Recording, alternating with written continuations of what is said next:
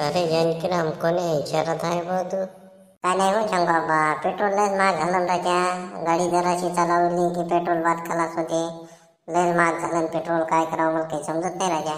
आता तुम्हाला गाड्याचा उल्हास आहे, गाड्या फिरवा वाटते, गाड्या घ्यावं वाटते.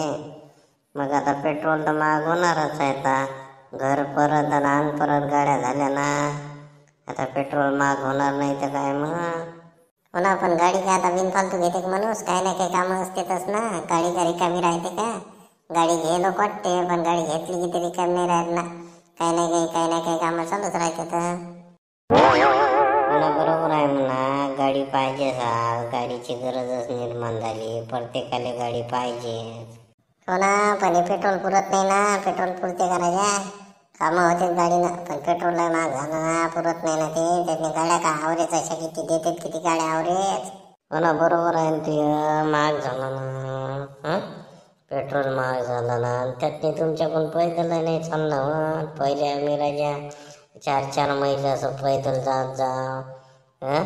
दहीन घेऊन या गावातलं त्या गावात जाऊ, सौदा आणायला जाऊ. आता तसं आहे का? हो ना बरोबर आहे तुमचं सांग बाबा, पैदल तर जावंच वाटत नाही. आता गाड्या घोड्याचा काळ आहे, पैदल जावं वाटते का? पैदल मी काय गेलो नाही का लहानपणी. तुम्हाला तर माहिती आहे, बुड्या समुद्राच्या किती दूर पैदल जाऊ ना. चिखलीच्या जत्रेला जाऊ ना पैदल आपल्या गावातून. पण आता होते का जाणं? आता नाही होत जाणं. आता तर गाडीशिवाय इच्छा तिथे जाऊ नाही वाटत. गाडी पाहिजेच. कोणताही लेकरू असो शाळेत पण पैदल जात नाही आता. त्याने सायकल गाडी हे ते पाहिजेच आता, आहे का नाही? मग काऊन नाही महाग होणार? कोणाने पैदल नाही जरा चाला वाटत, इच्छा तिथे पैदल नाही जात कोणी, तर महाग होणारच आहे ना मग पेट्रोल. हो ना राजा, काय करावं काही समजत नाही माणसाने. एक काम करणं मग, काही घेणं, घोडं गिडं घेणं. घोडे आहेत ना अजून, घोडं घेणं एखादं. वावरातही जाता येते, जवळपासच्या गावालाही जाता येते, पेट्रोल नाही लागत, काही नाही.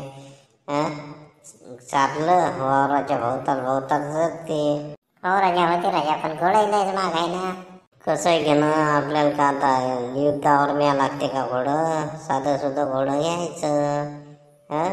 युद्धावर न्याय लागते का घोडं? एक बार घ्यायला पैसा लागते, पण मग असं रोजच्या रोज त्या गाडीसारखं पेट्रोल टाका लागते का त्यातनी?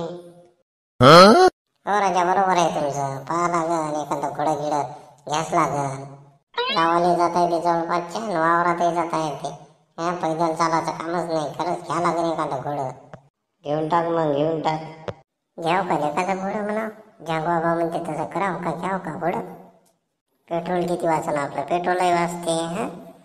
पेट्रोलही वाचते, सर्व्हिसिंगचा खर्च वाचते, ॲक्सिडेंट व्हायचा भेव नाही, काही नाही. वावरातही नेता येते, गाठ्याचा भेव नाही, आणि गावाच्या भोवताल चरते बी. खरंच राजा घ्यास लागेल घोडं. आणि आपलं इम्प्रेशन आहे वाढायला पाहुण्या रावण्यातनी. आपल्याला म्हणतीलही बी घोड्यावाले पाटील. पुण्या हलतीत घोडा आणायचा म्हणजे आणायचा. पुन्हा लोक मारुती कार घेतात, बुलेट घेतात. आपण घोडं घेतलं म्हणून काय झालं? आपण का कमी आहो का? घोडं घ्यायचं म्हणजे घ्यायचंच. कुठे गेली बाई? कुठे गेली? आहे का नाही घरात? मी काय म्हणता, काय काम पडलं तुम्हाला? काही नाही, मी म्हणलं सोयाबीन नेतो इकाले, जरासं काम आहे पैशाचं. आता कोणतं काम आहे पैशाचं? हाय असंच एक काम, अर्जंट आहे तर वाजता म्हणून राहिलो का नाही. बाप्पा असं काय कोणतं काम आहे तुम्हाला अर्जंट? काय नाही, मी म्हणलं घोडं घेतो म्हणलं इकत. घोडं घेता का गाडी घेता? घोडं म्हणून राहिलो मी. गाडी तर आहे ना आपल्याजवळ, घोडं म्हणून राहिलो. गाडी आणि घोडीतला फरक समजत नाही तुले? कोण्या काळात जगू राहिले? घोडं कायला घ्यायला लागते? काय युद्धाला जायला लागते तुम्हाला? अहो पेट्रोल किती महाग झालं. यातनी आपल्याला गावाला जायला लागते, 17 खेप तालुक्याला जायला लागते, वावरायला जायला लागते. गाडी न्यायला पुरते का? आणि पेट्रोल किती महाग झालं म्हणून म्हणलं घोडा घेतलं एकदाच, झंझट नाही. मग त्याच्यासाठी सोयाबीन विकायला वाटते, घोडा आणता वाटते त्या सोयाबीनच्या पैशात.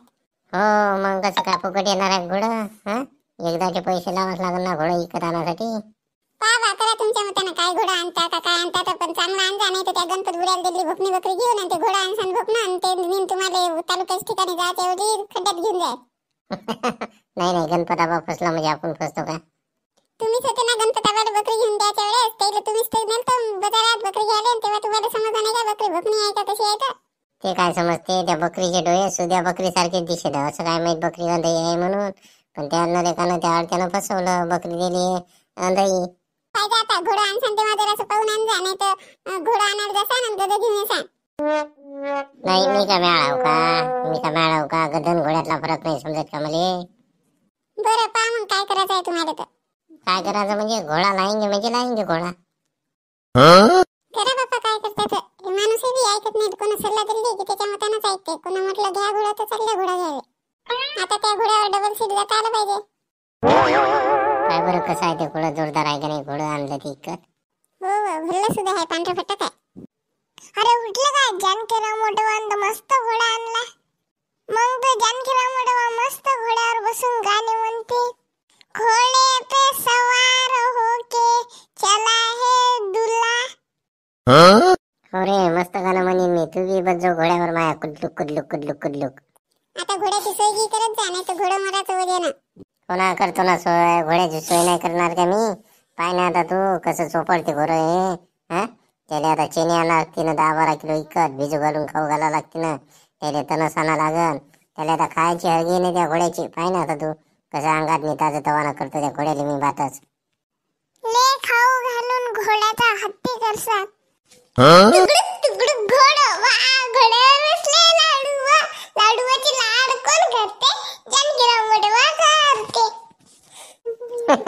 हो रे चल बसतो का घोड्यावर. चाल बरं तुगलुक तुगलुक घोडं वा करतो तुले.